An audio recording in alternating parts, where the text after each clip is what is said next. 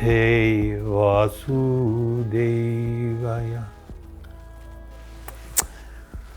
So I was asked to speak on, need to check. We know we have a soul, but what is it?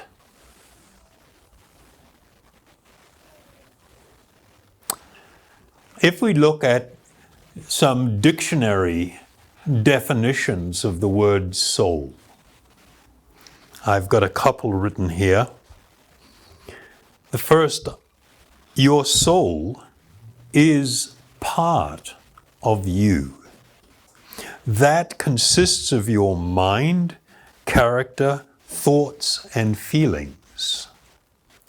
Many people believe that your soul continues existing after your body is dead. So that was one definition. Is this sliding down? I think it is. I was looking a little low. Huh? Okay.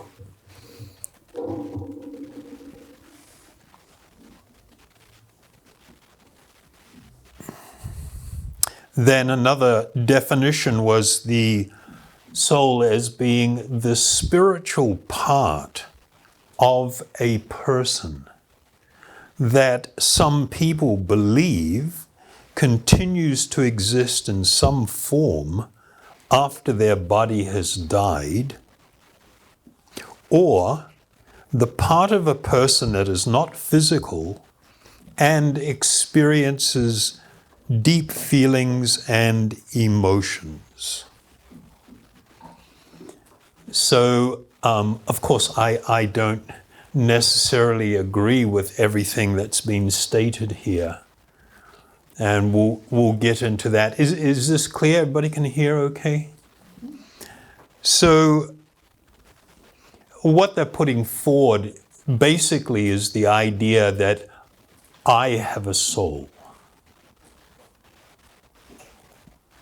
which is the way most people talk. People talk about my soul, or I have a soul. But I think it's very thought-provoking to then ask the question, if you have a soul, meaning you possess a soul, then who exactly are you? And what is the soul? And if we ask that question, very few people can even speak about that subject. It's just like, it's just a bit too overwhelming. Oh, I never thought of that. Now that you put it that way. Even within many religious institutions, if you ask people that are meant to be authoritative to speak continuously on the subject of the soul for 5 or 10 minutes, not very many people can actually do that. And I'm not talking about speculation, but actually speak about it. So,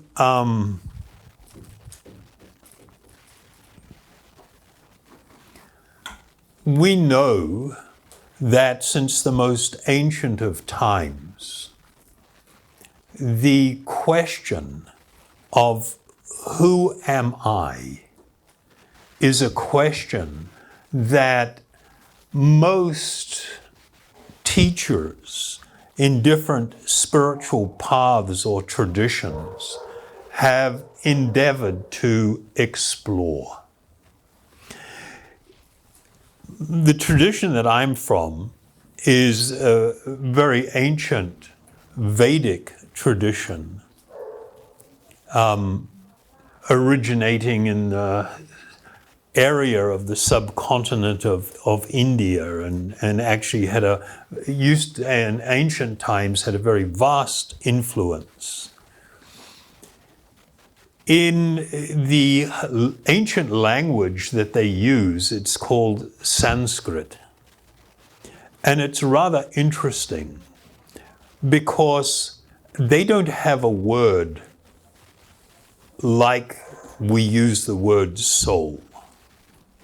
They do speak to a very deep principle or idea. The word that they use in Sanskrit is Atma. This word Atma or Atman literally means the self. And that's just like, oh, how does that then relate to what we've just been talking about? Well, I do not have a soul. I am the soul. I am the soul. I am the eternal spiritual being residing within the body. The body is like a covering or a garment. The mind is also a subtle covering or subtle garment. And it is due to the presence of the spiritual being that the body becomes animated and appears alive. As soon as that spiritual being leaves, the body's true nature, which is dead matter, now manifests. So the fact that your mind can function and your body appears to be alive is because of the presence of this spiritual energy that is called the self. The one who is actually witnessing, the one who is actually experiencing everything. But in the normal course of life, people are very disconnected from their true spiritual nature, their essence. We become very much caught up in the false idea that the body is the self. The body is who I am. And so all the labels that people attach to their body, male, female, young, old, different ethnicities, different regional things, short, tall, fat, skinny, whatever. These are all labels that actually describe the body, but do not describe me, the eternal spiritual being. When we speak about the Atma, or the spiritual animating principle of the body, many people have an idea, and it's quite common in some, amongst people that follow some Christian traditions, for instance, where the soul is kind of like a battery. When you've got like these, what's that, Duracell, Eveready, Duracell, they've got the bunny, right?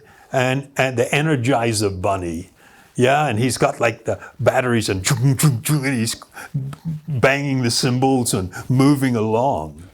But if you take the batteries out, then it's kind of like the Energizer bunny falls over, and that's kind of like, that's not doing anything anymore. But when I look at the batteries are kind of like, well, they're pretty useless on their own. But when I put them together, then I have something that's functioning and kind of, I can value that. In a very similar manner, most people think in terms of a soul or an animating spiritual principle or an energy that is within the body. And it is the combination of these things, the body and the mind and the soul, or the batteries that give a person. Well, in the ancient yogic teachings, in the Vedas, they say, no, that's absolutely not correct. The spiritual powerhouse of the body, the first and foremost characteristic of the soul is that it is a person. The body is not a person.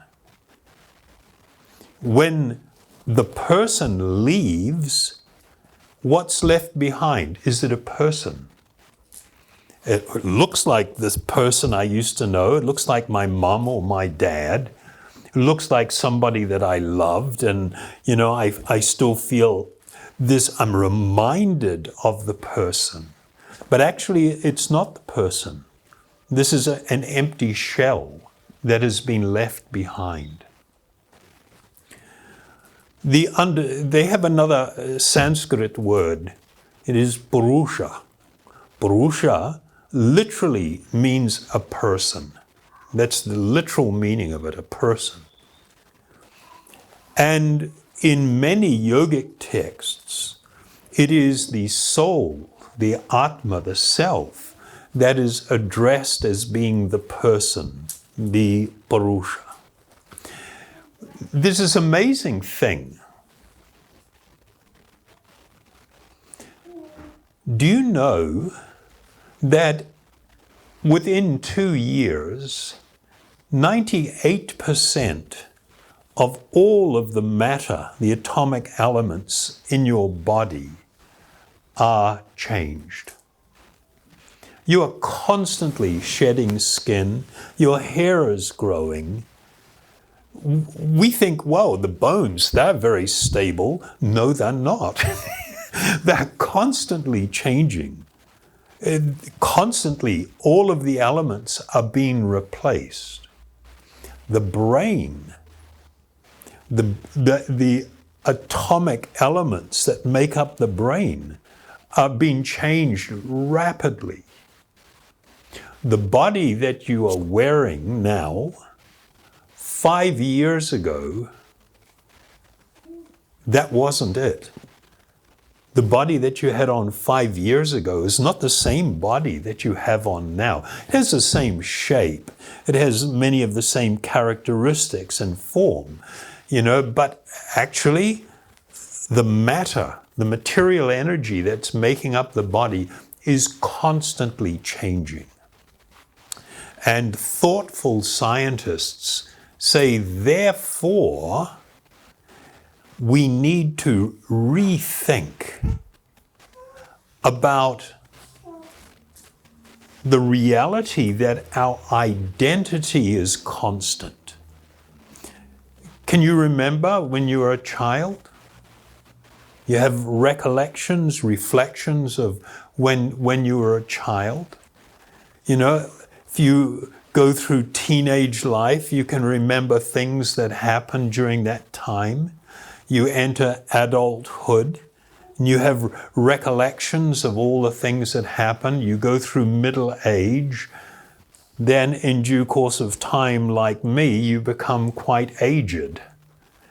And it's the same person that is experiencing this constant change in the body.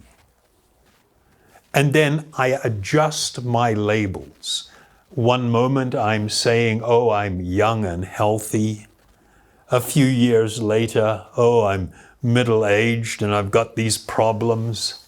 Then later, old age and I need a hip replacement, or I need some major surgery done, or I've got some ailments. We have this very strong tendency to identify with the body as being the self.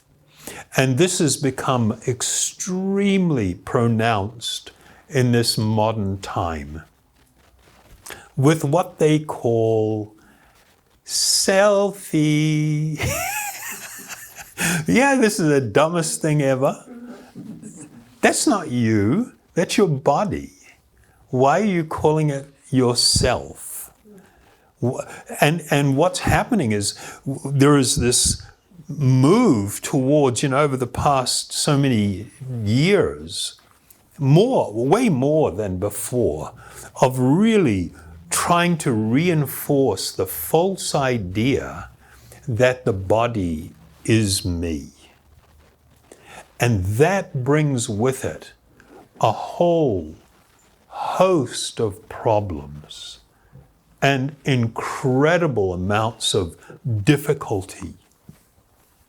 So everybody now develops the idea that if the body is the self, my lovableness, how lovable I am, how acceptable I am, is related to how the body looks. That is a formula for unbelievable amounts of unhappiness and insecurity and all of the mental issues, mental health issues that come with that. Where people, look upon the condition of the body to award me status and acceptability, desirability, how much of a friend I could be or should be accepted as a friend.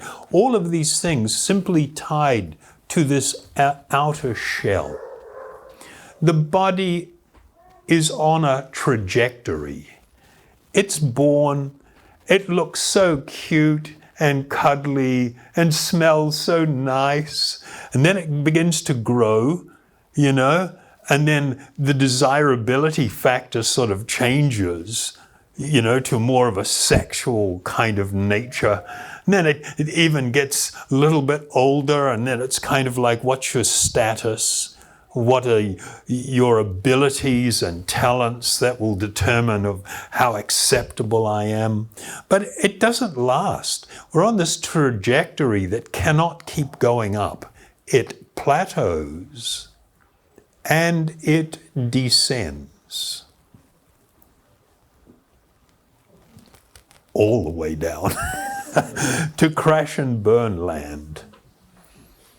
The body's ultimate destination, and I hope this doesn't freak people out talking this way, is death. That's the only reality. The final reality of the body is death. And if I am going to focus my entire life and my values and what I think is important and what I should be chasing after, what I should be pursuing, where I will find my happiness, if I am invested only in concepts connected to the body, I'm sorry, your life will be actually really unhappy. Even if your body is incredibly attractive, very beautiful or handsome, very vigorous or whatever, it can't last. And even in that state, everybody's filled with anxiety, there's always somebody better. And I still don't know if I'm acceptable and if I'm completely, people just interested. I mean, I had this experience. I grew up. I was actually born in Hamilton. I grew up in Te Aroha. And I can remember as a young teenager, the wild days. And I had a friend, and he had a girlfriend at the time, and we were out in the car being complete hooligans, as most young people are at that point in life, or used to be. And people are drinking and everything. But then she started having this major complaint.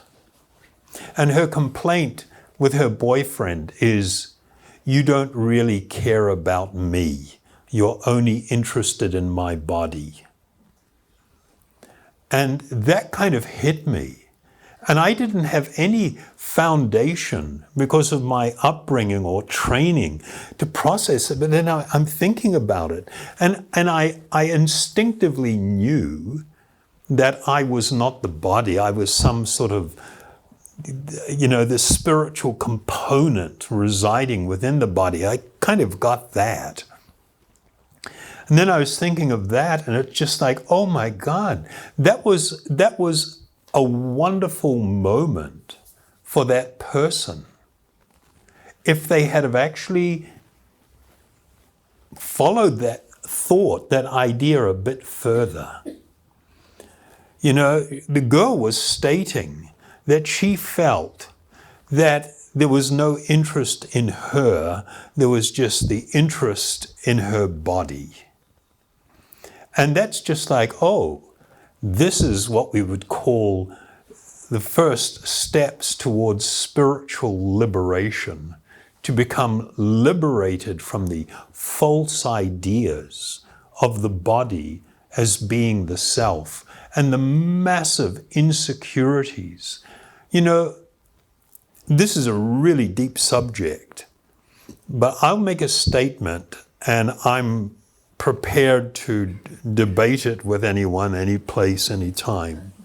Practically all suffering that you will experience in this world will be tied to the misconception of the body as being the self.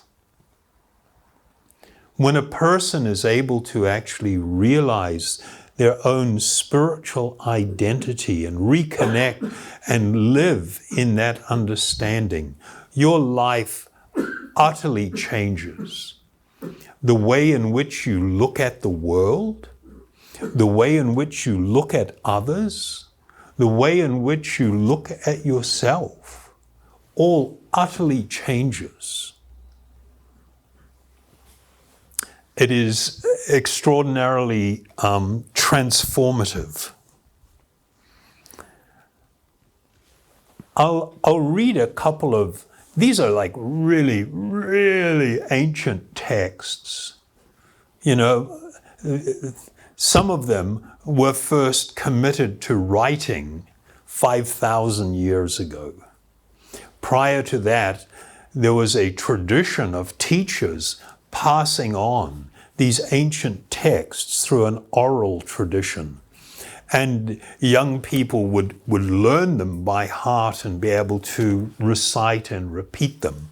So in one of these ancient texts, it's called the Mundaka Upanishad, there is a verse that describes that the Atma, or the self, is atomic in size, meaning a minute spiritual spark, and can be perceived by perfect intelligence. What does that mean? Imperfect intelligence is the idea that the body is the self, and then I commit my life to trying so hard to be accepted, to be loved, to find happiness, to find fulfillment, some higher goal, only through the agency of this body, without ever connecting with my deep and true inner self. By the use of intelligence, if one is trained, one can learn to discern and identify and recognize the self or the spiritual component. They go on to describe that this atomic soul is floating in 5 kinds of air and is situated in the region of the heart. And it spreads its influence all over the body of the embodied living entities. And when the Atma is purified from the contamination of these material airs, its spiritual influence is exhibited. So this is a little bit technical, and we're not going to get into it. But in the yoga tradition, they understood that there were 5 types of subtle airs circulating within the body. And they assist with different types of bodily functions. But the center of the meeting point of these airs is in the region of the heart. And it is in that region that the Atma, the living being, sits, as if floating in these 5 types of air. It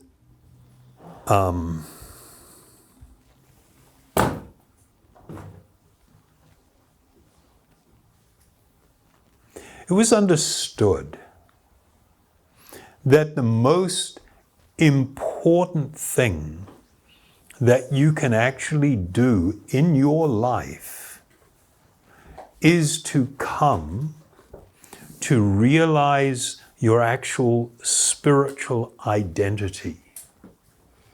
This was called self-realization. To realize who you truly are and to connect with your actual spiritual identity, your eternal spiritual identity.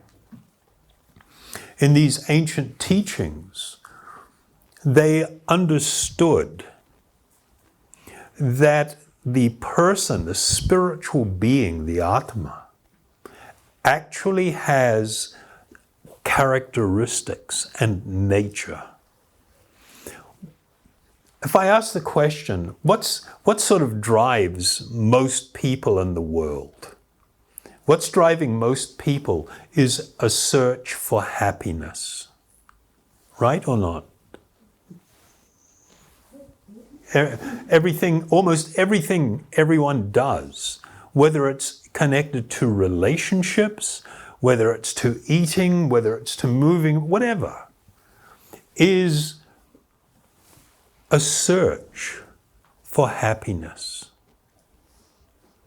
Unfortunately, our lives are not very happy, or no. We have 1,440 minutes in one day. Of those 1,440 minutes, how much of that time am I actually really happy? I'm only going to ask the question. I don't expect an answer. I know what the answer is. Happiness is very elusive. And we try in so many ways to find happiness. What's wrong with being sad? What's wrong with just like being on a bummer? It's like we're so adverse to it. I'm not promoting the idea, but I'm going to make a point. The search for happiness arises from the soul itself, because it is part of the eternal nature of the spiritual being to exist in a state of limitless happiness. That is our heritage. That is our spiritual heritage. That is our spiritual right. This is our spiritual nature. Because that exists, even though we may have lost the plot and completely identified with the body as the self, then I seek happiness, but I only do it through the agency of the body and of the mind. And what's the experience? Even if you get everything that you're looking for, you experience all the things that you think will make you happy. When the experience is over, you are left unfulfilled. It didn't do it. It didn't fill me up. It didn't satisfy me. I had the experience and it was like, yeah, it was okay, it was fun, but I'm on to the next thing. Now I have to look for something else. This is a small example of how the subject that we're talking about, our identity as a spiritual being, is so important. Because your goal in life, your search for happiness, for fulfillment, if we are doing it on the false premise that the body is the self, you can stimulate the body like crazy. You can fill it full of food and drugs and alcohol and experiences, sexual experiences, or tongue experiences, all kinds of things. At the end of the day, it's like, nah. It didn't do it. And then we think what? Oh, I know what I have to do. I have to turn up the volume. I got to go harder. Now I got to get a squeeze of lemon, maybe a bit of Tabasco, chili sauce to spice up my life.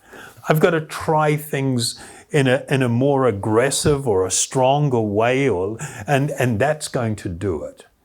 And it's no, I'm sorry. A person will then spend their entire life chasing something that is impossible to acquire. You cannot find perfect happiness simply by having sensual experience. I'm not saying we should avoid those things, but we need a perspective. This is not the objective.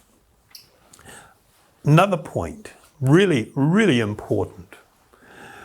More than the search for happiness, the thing that really drives most people in their life is the desire for love.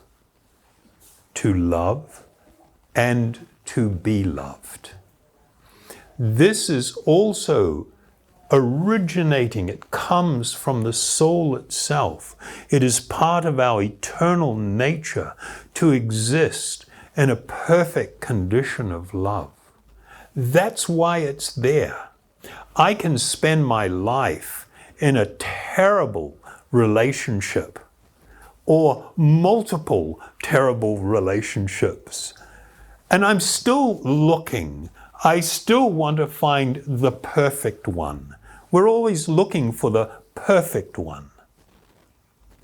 This is actually a spiritual desire that cannot be perfectly fulfilled just with mundane relationships and on the basis of body to body.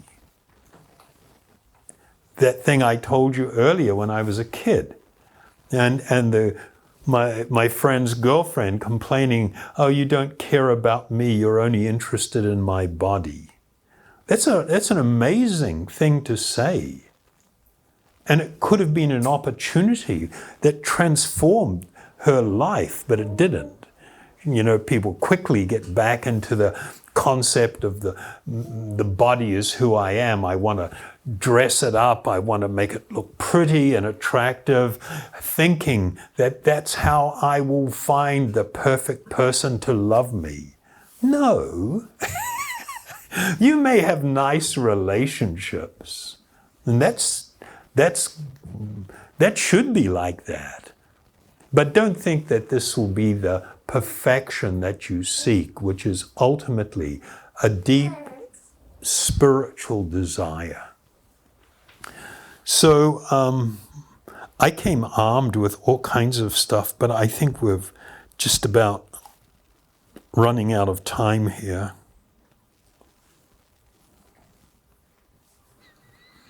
I'll just read another verse from an ancient text, the Bhagavad Purana. Just as fire, which burns and illuminates, is different from the firewood, which is to be burned to give illumination, so the seer or the perceiver within the body, the self-enlightened spirit soul, is different from the material body, which is to be illuminated by consciousness. I've got a whole bunch of these, but I won't read them. You might fall asleep.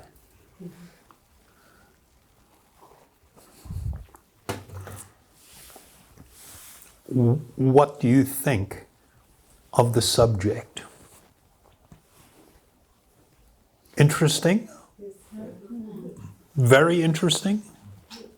Actually, there's nothing more important in your life than to discover who you truly are and to live your time in this body as an enlightened spiritual being, relating to others on the same platform. You don't just look at somebody else as the body. There is a person, an eternal spiritual being who is my brother or sister, residing within each body.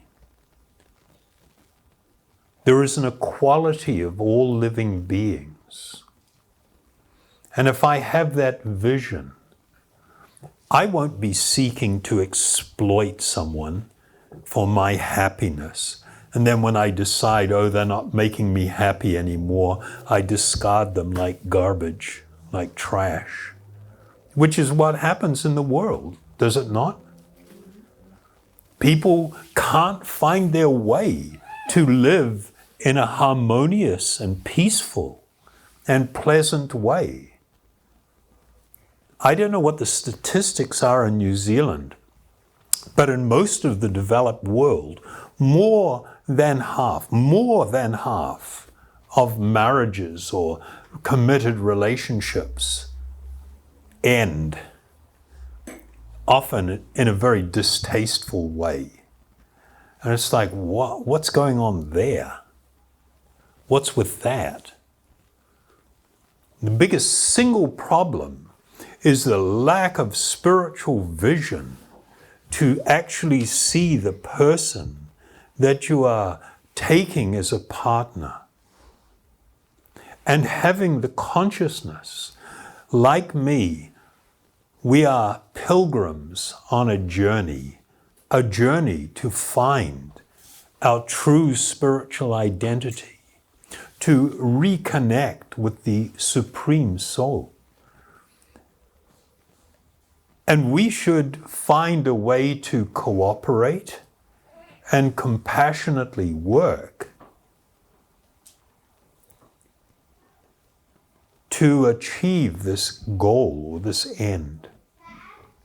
If you do that, it doesn't matter how much tragedy you are faced with, it doesn't matter how much struggles and difficulties that you will have, which are normal in life.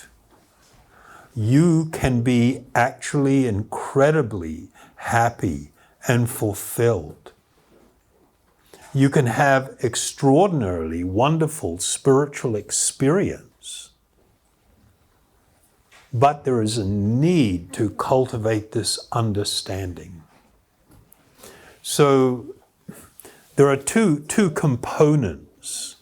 One is a cultivation of understanding, spiritual knowledge. It's necessary to do that. Not solely, but it's necessary.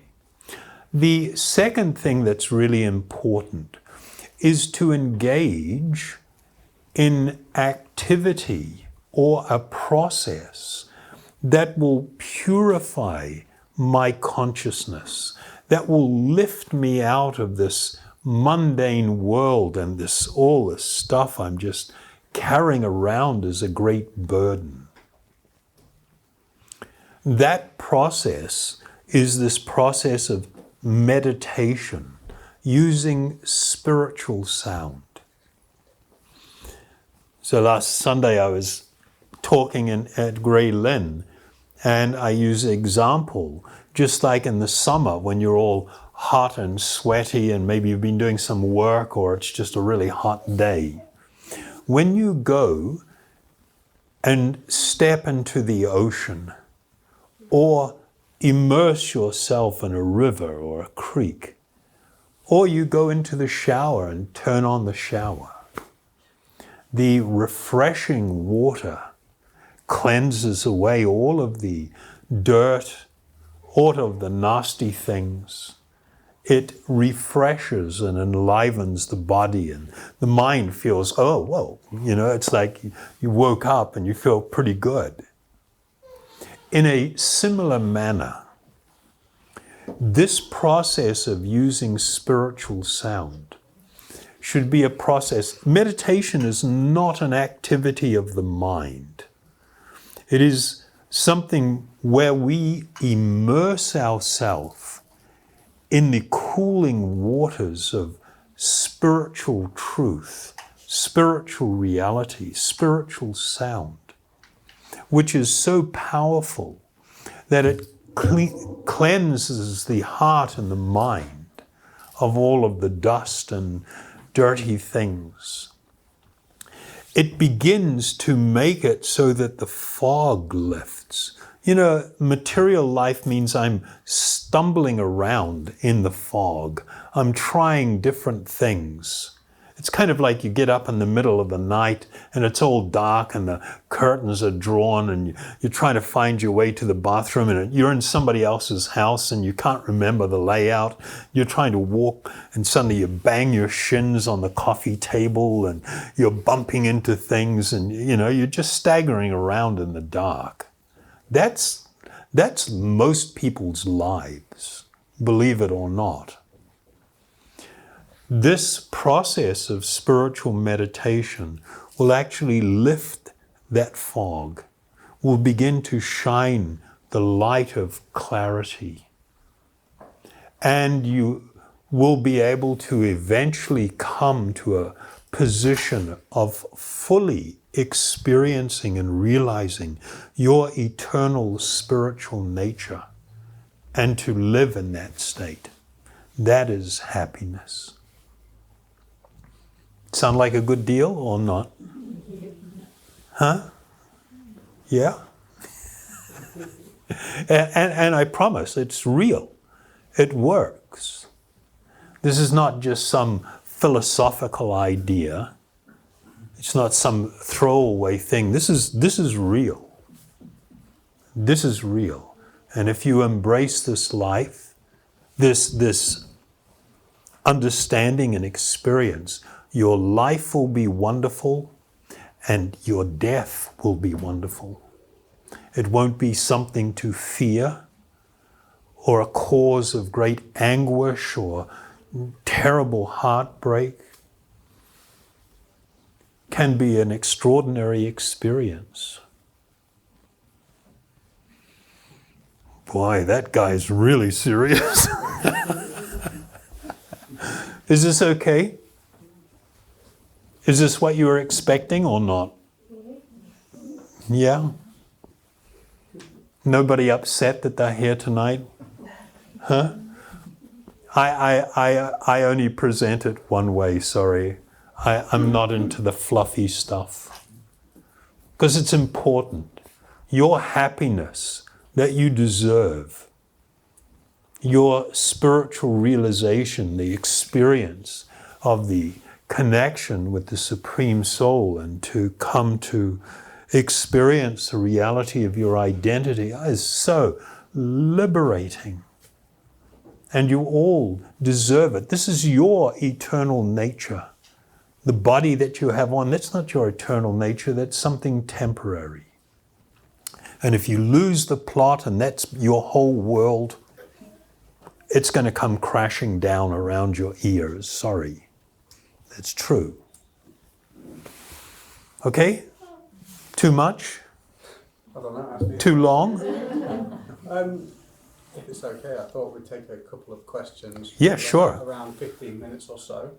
I'm aiming to be doing dinner for around. Okay. So, yeah. Q&A, Kirtan, and then I just wondered, you guys, is everybody warm enough? I was just wondering if you're in a little. Is this too drafty for anybody? You're welcome to just pull it. I didn't want to disturb. I was feeling.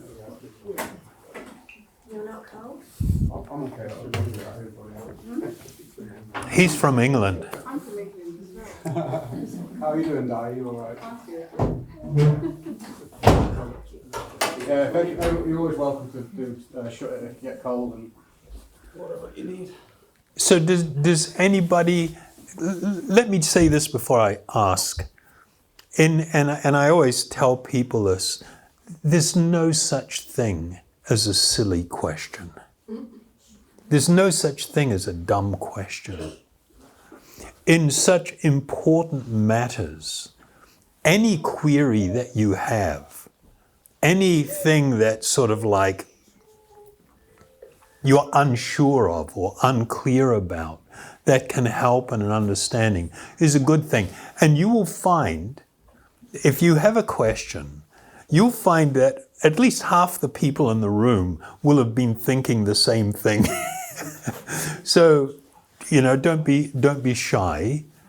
And some people may struggle a little bit with, I think I have a question, but I don't know how to express it. It's okay, we can work on that together if there's something you want to ask, so we can figure out and clarify the question if need be. So there we go. Up to you guys. Any questions?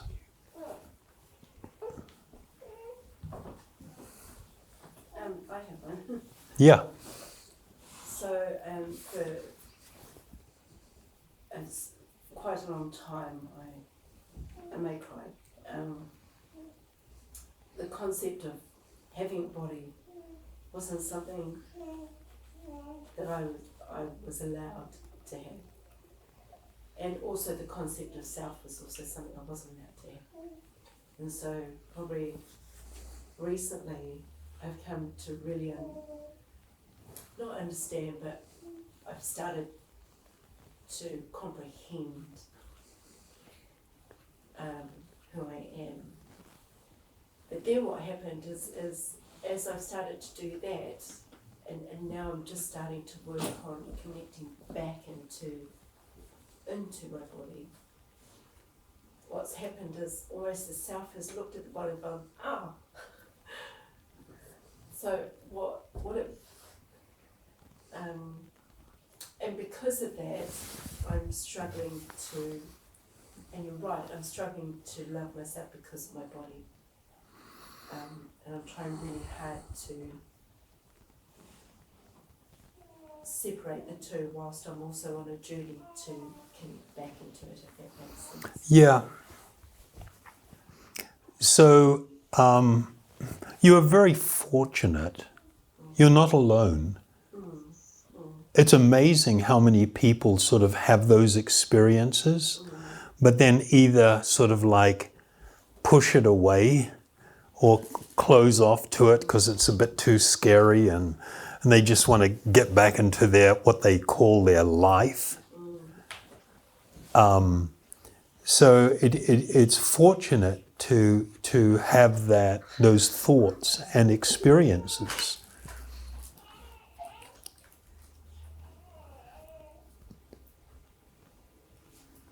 If you travel on this path, it will change your life. And things can't be the same again. But that's not necessarily a bad thing. It is now a question of learning or having a healthier perspective.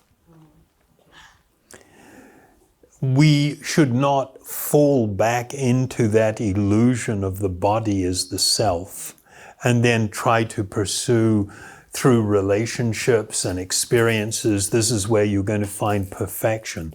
No, you can't find, there is no perfection there. There are just experiences. Some of them are more sad, some of them are more happy, but they're just experiences I'm going through. And I actually feel in my heart of hearts that I am not really touched by those experiences. They're happening almost, it's to my body and mind, but they're not touching me, and that's not bad. But what we need to do is grow and develop a better appreciation of our eternal spiritual nature. So I'll give you one example, this can be in relation to a partner in life, but maybe more to do with children, because children are dear to us.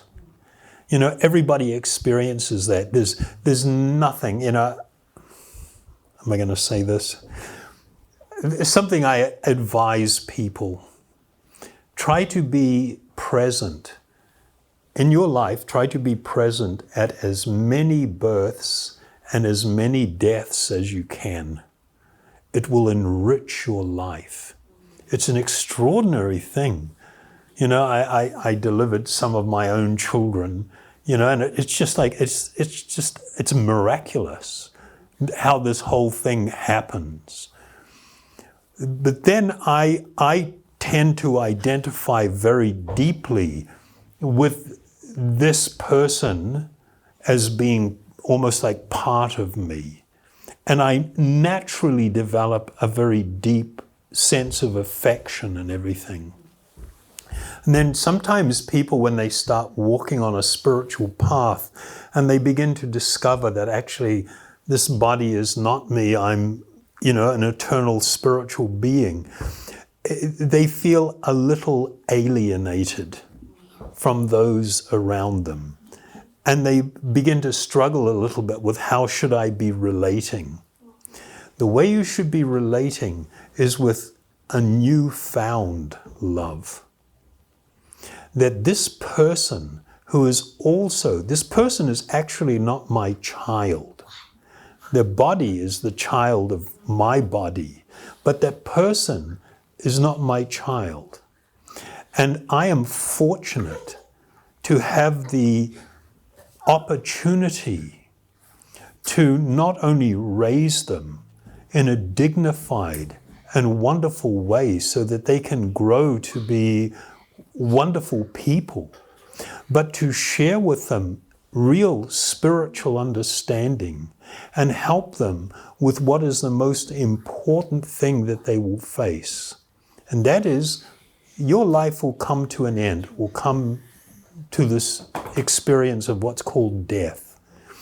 How you live in this lifetime and what will happen to you beyond that experience is now actually a responsibility, first and foremost, of a parent to teach their child, to help them grow as strong spiritual individuals that are compassionate and kind and want to give and not just take. So it's sort of like, when you first have the experience of feeling, a little different from your body, then it may raise questions about how should I be relating. But there is actually a wonderful, spiritually founded way that you should be relating, and the nature of the relationship. It's not one of forcing. It is the one of firm guidance, but great love, even if they fall over, even if their life goes to crap and they make horrible decisions. Nonetheless, that relationship I need to be mindful of and always show to those who are closest to me great compassion and a willingness to embrace and to help set them on a right path. If I can do that with those closest to me, it becomes easy for me to do that with others when I begin to discover, I'm actually related and connected to all living beings. They are all my brothers and sisters. I have a higher responsibility to those who are closest to me. That comes with the territory of being like a parent or a relative or something. But actually, my love and compassion and concern should overflow to all. So it's actually a wonderful journey. It's not a journey of turning your back on the world and everything. It's actually developing a spiritual perspective and making your life a spiritually directed life. Yeah? Cool or what? Thank you. Yeah. I mean, we're just touching on these things. And unfortunately, we don't live in a society that has a profound spiritual underpinning. And so our parents have often never taught us anything like this. You know, so I used to run a lot of programs in prison. And one of the things I get from the guys, it's like, where were you 30 years ago? You know? And it's kind of like, well, it's never too late. But you hear, my parents never taught. When I tell people, look, you don't have to become a slave to anger. Just because that emotion arises in your mind for whatever reason, you don't have to be a slave to that. That doesn't have to drive your response to things. Even when you're experiencing that, you know, there's actually different responses available, and you should choose the one that's going to produce the best outcome for you. Because the one that produces the best outcome for you will produce the best outcome for them as well. But in order to understand what that best Yeah. outcome is to be, there's an element where surely you must have a fundamental understanding of yourself. Your spiritual identity, yeah. I mean, we would do mindfulness meditations and things, you know, and give, and they would go out and practice this stuff in the yard and their dealings. I mean, that environment is unbelievably hellish. You know, it's just an ocean of testosterone and angst, and it's sort of like, and they start trying this stuff, and it's, and then you ask them after about 3 or 4 weeks into the course, why do you keep coming back? And the answer is, because it works. they actually try it and they do it. And so there are many things that we can learn and we have to learn. But one of the reasons that you don't have to be a slave to your passions and your emotions is because that's not you. That's taking place within your mind and body. But you are the spiritual being. When you take your hands off the steering wheel and you're just letting the road determine, you know, where everything's going, that's a formula to crash and burn. You need to be the one directing your life. And to direct your life, you need to be in control of your passions, your emotions, your mind. You need to be making good decisions, because good decisions mean good actions that have good outcomes. When you make bad decisions, you end up in jail or wherever. You know, your life is miserable and you're so unhappy, and it's kind of like, well, do you think you had any contribution to this? And I don't mean that in a negative way. This is a very positive idea. What could I have done differently? What should I have known? I mean, one of the most unfortunate things you hear in marriages and relationships, if I knew you were like this, I wouldn't have married you. It's like, oh my God, how dumb is that? Why didn't you know? It's your job to know. Why did you just let your heart tell you what to do? It's not your heart. Why did you just surrender your mind and emotions and just go on this thing? Your job, this is your life. What happens to you and what's going to happen in the future is determined by your own actions, how you deal with things, what decisions you make. And the most incredibly powerful part of that is when you recognize that I'm actually an eternal spiritual being. I don't have to just follow all the dictates of my mind. I don't have to follow all the urges of my body. I don't.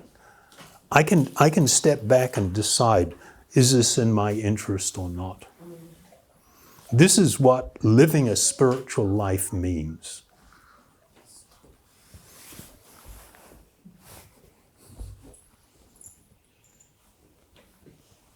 This is just scratching the surface, by the way.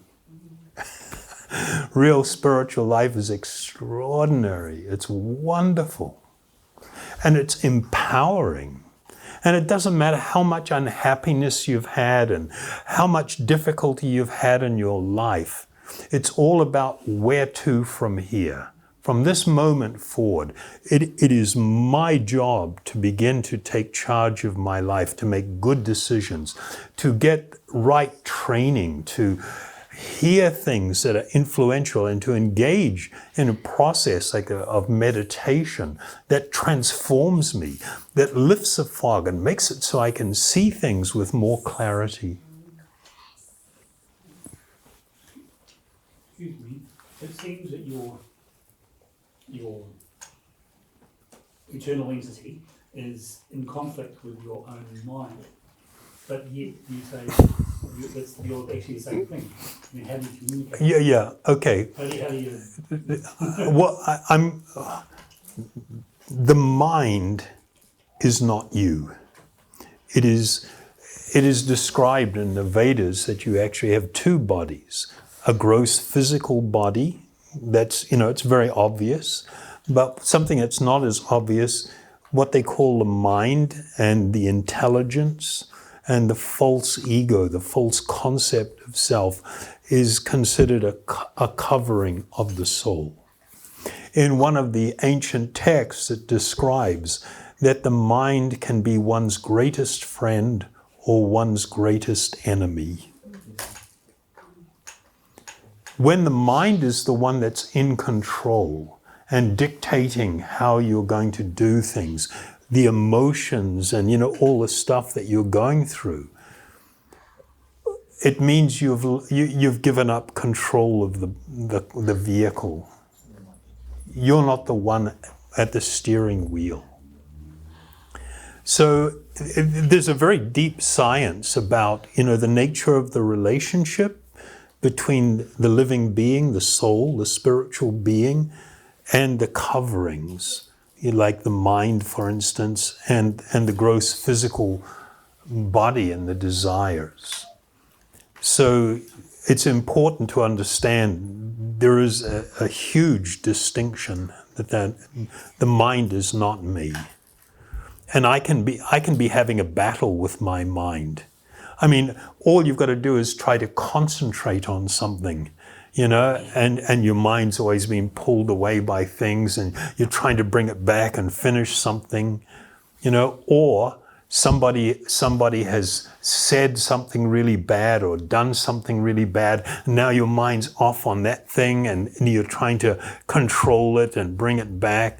It's like we're constantly doing battle with the mind. And the reason is, the reason why we're having that experience, because the mind is not us.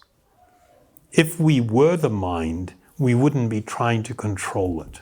We wouldn't be trying to remember. We wouldn't be trying to focus.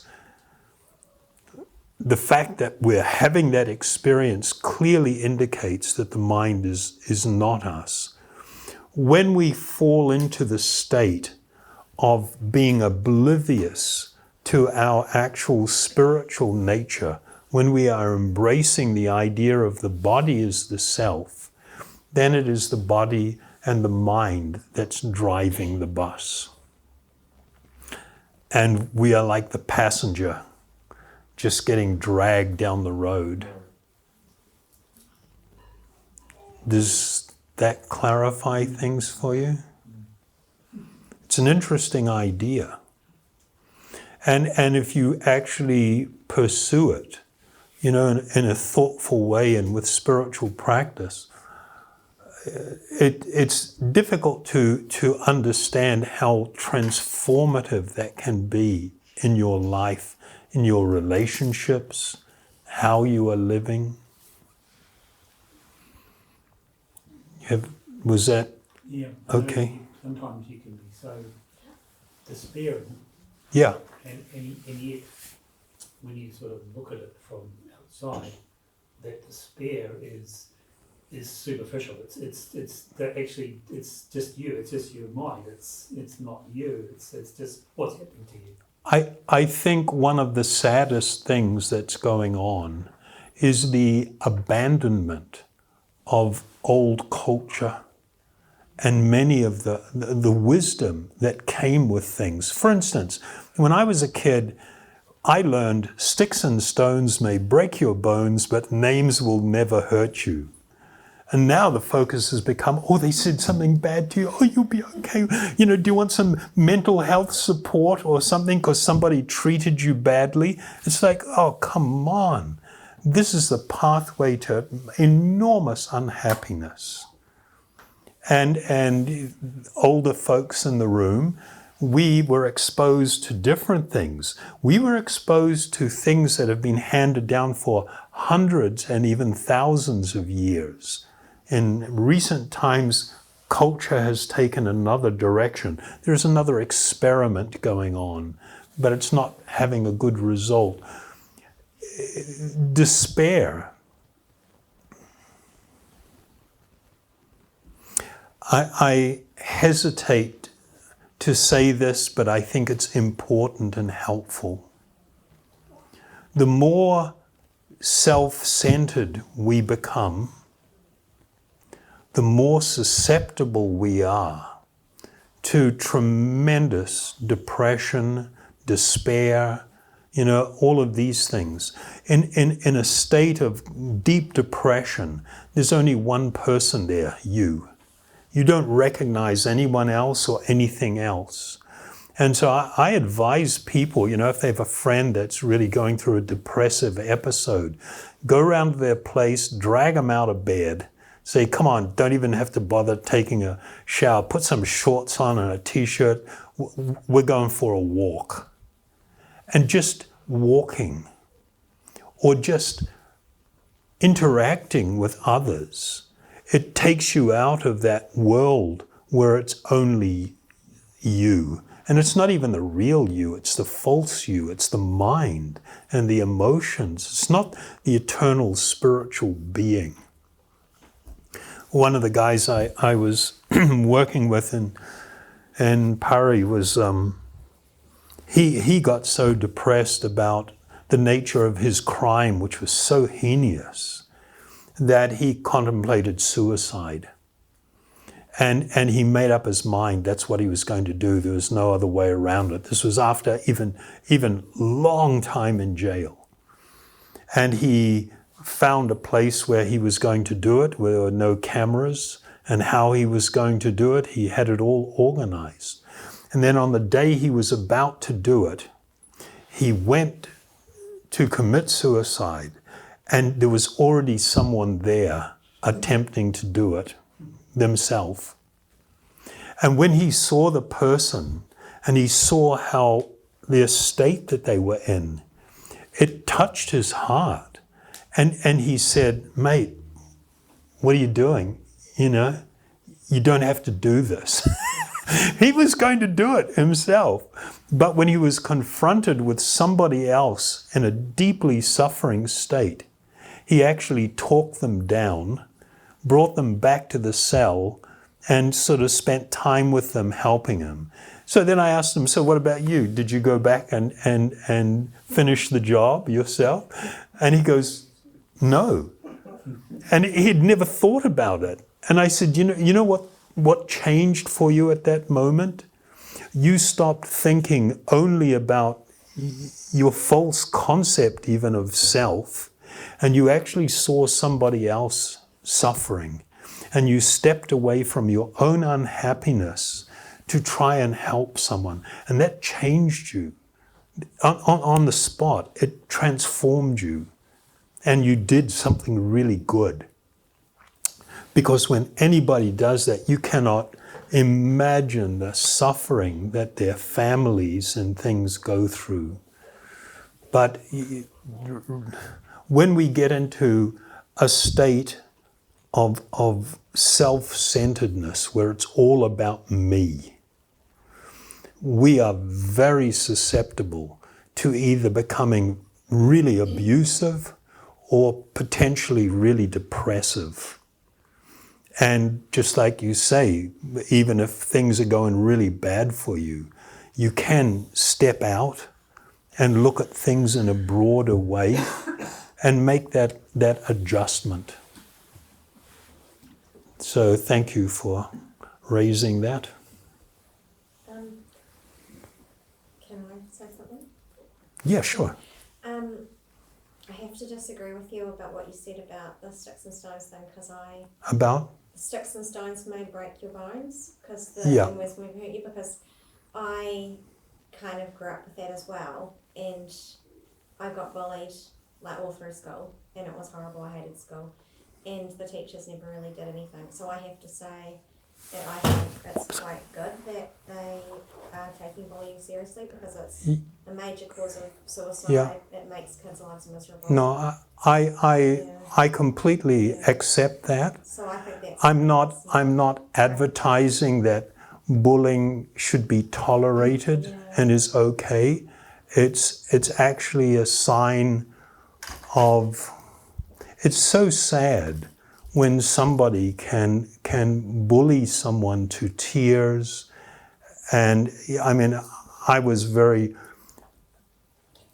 touched by an experience like that, seeing it happen to somebody else when I was a kid. I'm not advising that, but what I am saying is within those words, we shouldn't think of them superficially, but there is a message of a need to build resilience. Yeah. There's absolutely, and if we just think, if we take it the wrong way, that it's advertising that you should just put up with all the crap, that somebody's going to inflict on you, then that's not really the meaning, although people may tend to think of it or even want to use it that way. And what is really needed is resilience. And that resilience will manifest in the greatest way with real spiritual understanding. Is that okay? Yeah. That's great. And anybody's, free to disagree, and I'm not promoting the idea there's only one way of seeing things and understanding. I'm just sharing some of my experience. There are eternal spiritual truth, and we may understand them in different ways and apply them in different ways. Okay, we good? Are we? I've got a last Yeah, sure. Sorry. Do we still have time or? I'm fine. I could be here all night. Is everybody okay? One more? Last one then. Sorry, last one. I've actually got a pen and paper here. If anyone has more burning questions, you can write them down. We'll address them later. And before you ask the question, I'll just say, I feel very privileged in my life to have had the opportunity to meet and learn from wonderful teachers who have really changed my life. And so my attempt to repay their kindness is to try and share, the things that we've learned. And so there's a lot of resources I have online that if you want to poke around and go through, there's a few hundred videos on different subjects, many of them related, to personal issues and life that you might find helpful. So just throw that one out there, yeah.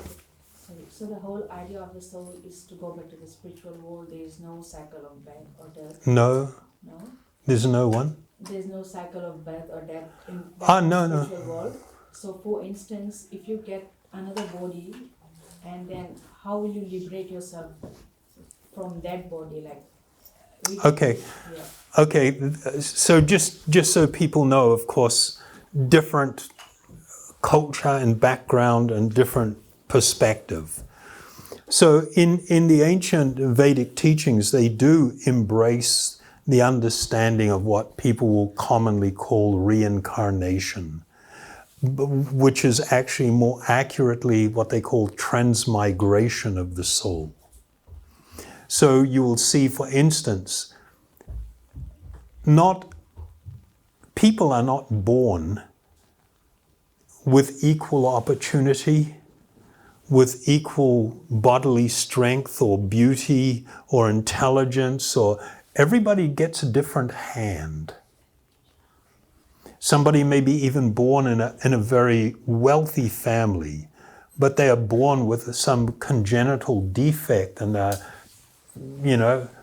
confined to a wheelchair and unable to function very well throughout their life. So when you look at it, it's kind of like, oh my God, there's all these different things going on.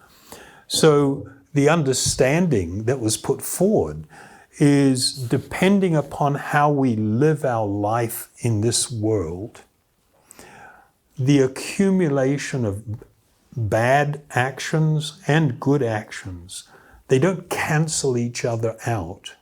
We are held to account. This is called karma. Karma literally means action. And for every action, there is a karma phalam, which means a fruit of that action. And sometimes those fruits will be bitter, sometimes they will be sweet. And this is just big picture here. So it is said that when a person reaches the end of their life, if they are still overwhelmed and controlled by material desire, then they will take another birth. And that process will continue and go on while a person still has material desires. When a person has become free from all material desires and is living a spiritual life, then they are said to be in a condition of being liberated and are able to enter into a spiritual dimension and a world of spiritual experience, purely spiritual experience. So the question is about that. And the understanding is that the thing that binds you to repeated births and deaths is fundamentally self-centered and material desire. When that no longer exists, there is nothing that binds the living being to the material world. Is that okay? That might have been a bit different for some people. So with that, thank you so very much for affording me the opportunity to speak with you. I really, really appreciate being able to share some of these things. And we will just chant a little.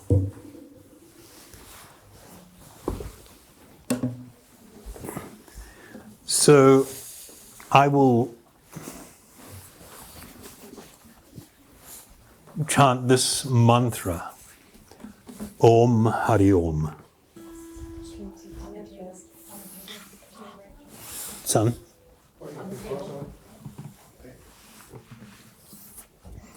So the transcendental sound, Om, is said to represent the highest spiritual truth, the ultimate spiritual reality, God, however people might conceive or think of this. The word Hari, it means the one who relieves the great burdens of our heart. And so when we chant these mantras, they actually produce wonderful effects that are very uplifting and purifying. So I'll sing the mantra twice, and then if you are inclined, you can join in.